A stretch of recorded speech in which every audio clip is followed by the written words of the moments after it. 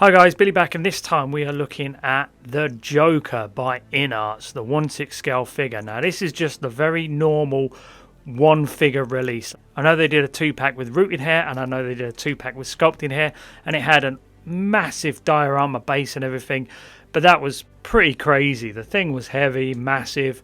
This is something more in line with a normal 1/6 scale release, and this is what piqued my interest. Also saves me a bit of money because I don't need that massive diorama, so I decided to stump up the cash and get this one.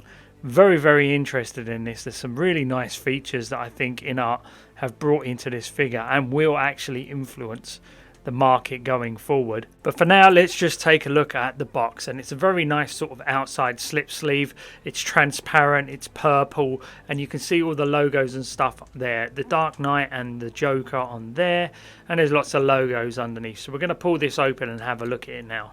Oh yeah, it's got like a plastic sleeve on the front I can peel off. Ooh.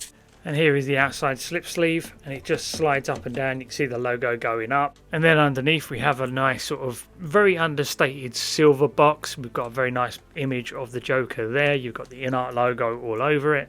The Joker standard edition, lots and lots of logos. Spin it around to the side, Inart logo. Spin it around to the other side, why so serious? And then on that side again, a bunch of logos. Quite understated, quite simple. I actually like that. It makes it feel a bit class, and it's completely covered in this plastic wrap, which I'm going to really enjoy undoing now. Here we go. Oh, that's nice. That's a good feeling. Okay, I've had my fun with the plastic. Let's just open this up. As you can see, it opens from the side with a magnetic clasp. It's difficult to do this in such a small space. Get out of the way, Wolfie. Open this up. You can see you get some paperwork and stuff. And then on the inside, we can see we've got the figure in there, and then underneath there'll be another layer for all the accessories and whatnot. Yeah, I'm going to really enjoy opening this up, I reckon. This is going to be an experience. Okay, we've got some paperwork here. Let's have a look at exactly what we get.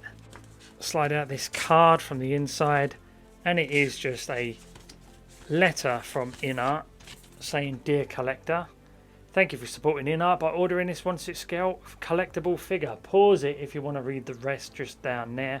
It's nice that they've put some actual English writing in there, considering they're like a Chinese exclusive and they're not really supposed to distribute outside of China themselves. It's nice that they still knew that, well, you know, we were going to get this thing. We also get like a movie stub with the purple and green. Looks very cool. Don't know what you do with that, but it's nice to have anyway. Makes you feel like you're buying a premium product, you know. And of course we've got the operation guide, and they give you this nice sort of clear tracing paper sleeve over the front, and then you pull this out, and then you've got the whole operation guide and how to move it about and how to put things together, including the accessories and whatnot if you bought the big one. Very nice. Okay, so first up, let's have a look at the accessories. You can see he's got these grenades on the string that go inside the coat, and they look fantastic. All the little details, all the little transfers on there, and they're all different shapes. Really nice touch and very detailed, including the little pins on there. I can't say that enough. They are great. And then we have all the playing cards. They're all Jokers, of course. And then, of course, we've got a big pile of money that he's going to enjoy burning, I guess. He's also got these handcuffs, and they even have like a ratcheted sort of movement in them. And of course, all the gloved hands. And we've got gripping hands, and we've got knife holding hands, and card holding hands, and expressive hands.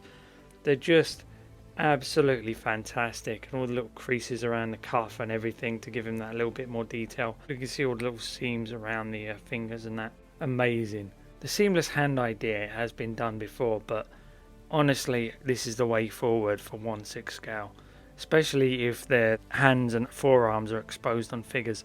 It's going to be amazing, and all those painted details in the fingers just absolutely blow you away. It's almost creepy, the amount of detail in his hands. It really is. They look like little cut off limbs. Normally you see this type of thing in a horror figure, but they've actually done this for the Joker, and it looks great. Very expressive hands, very nice details. He's got palm pressed on his legs hands, a pointing finger hand, and just a little bit more of an expressive set of hands there. He also comes with this machine gun, and it does work, and it's fully die cast. and the clip comes out and you can see the bullet inside. So awesome. And then when you pull out the clip, the bullet goes with it. And the same for this handgun. Oh, sorry, I didn't put that back in. And the same for this handgun. Die cast, and it is ultimately way more detailed than the DX11s. You can see all the little logos on the barrel. The DX11 doesn't have that. The definition in the actual details of this die-cast gun are way better than the DX11. I hate to say it, you know, it's weird to compare it all the time, but honestly, this is the next level. And you can see all the little logos on there. The clip pulls out, the bullets are revealed. And again, he's got this knife, and he is a little bit more detailed, a little bit more thin, and a little bit longer than the one you got with the other figure. You know the one. But yeah, this is absolutely great. Oh, it slipped down there. There we go. Now let's just have a look at the base, and it's not as heavy as I thought it would be. It genuinely isn't. Nice detail of the Dark Knight logo there, and then we've got right in the Dark Knight Joker around there if you want to swap it around the other way. And then he's just got like a tiled floor, and it's dirty and mottled, and yeah, great textures. It's enough that you can see that it works and complements the figure, but doesn't detract or take your attention away from the actual figure itself. And there's all the logos. Overall, the accessories work well with this figure, especially those new seamless arms. They're just... But let's not waste any more time, because I know you absolutely want to see the figure, so let's get to it. And here he is, just straight out of the box, and I've put him on the stand, and I have to say I haven't had an experience like the one I had unboxing this guy for quite some time. The details in those accessories are amazing. I don't know exactly how they did it, but I think it had something to do with them individually wrapping each accessory, because it made me take my time with each one, focus on them one by one, and actually once I unwrapped one and had a look at it, it just emphasized just how important each item is. From the gloved hands to the seamless forearms to the metal die-cast guns, handcuffs, money, cards, grenades, the whole thing works fantastically, and I have to say I'm so impressed with this first release by Inart. Now coming in and having a look at the figure, we can see he's on magnets, and that just sticks to the base, but we have to be careful because again, no crotch grabber. He's only as strong as those ankles, to be honest, and that's one of the flaws I will say with this base. The ankles are going to be the king of this, and they're really firm and strong and really stable out of the box, but there's nothing to say that they won't get tired over time. So you have to find the right balance on this guy. You can't just rely on those magnets doing all the hard work. You have to make sure that he's not too front heavy or too back heavy, because over time he will start to lean back or lean forward just a fraction bit too much, and then that will be it. You could potentially break something. So again, magnetic bases are a good idea sometimes, but sometimes they might not work with the character. And this guy, just because he's got ankle pegs, he's going to be a tad unstable. So what they could have done is given us a magnetic crotch grabber that could stick on the back there or anywhere around that base, and it would allow us to position him perfectly. Okay, coming in and having a look at that head sculpt, I have to say I am absolutely blown away. I thought the DX11 was absolutely amazing, but this thing, the Heath Ledger likeness, is on point. Makeup around the eyes, the scars on the cheek, the makeup sort of folding into the creases of his forehead and fading, then it running up into the hair a little bit, and then the gradient and detailing around the hair is just the next step. This is what I would have liked Hot Toys to have done. Look how dirty the collar and the lapel is on the coat. They genuinely studied the film, because that is exactly what it was like. And all those dirt in the creases, the tiny little pockets on the coat, the actual material they've used is just bang on. Those little pockets, the little buttons, and then inside we've got the grenade holder piece here, which is incredibly detailed and exactly like it was in the film. And there's even wires and the layers underneath. You would worry, because of the way these are made, that they would look super puffy, but they don't. The proportions they got right. I think they designed this body specifically to take these clothes a little bit easier. And then you can see the trousers work fantastically, and they've even dirtied and scuffed up the edges of the trousers down here, And he's even got socks on, but you can see where the joint is on these socks, so you have to pull these up. Otherwise it looks a little bit unseemly if he's sort of trousers right up.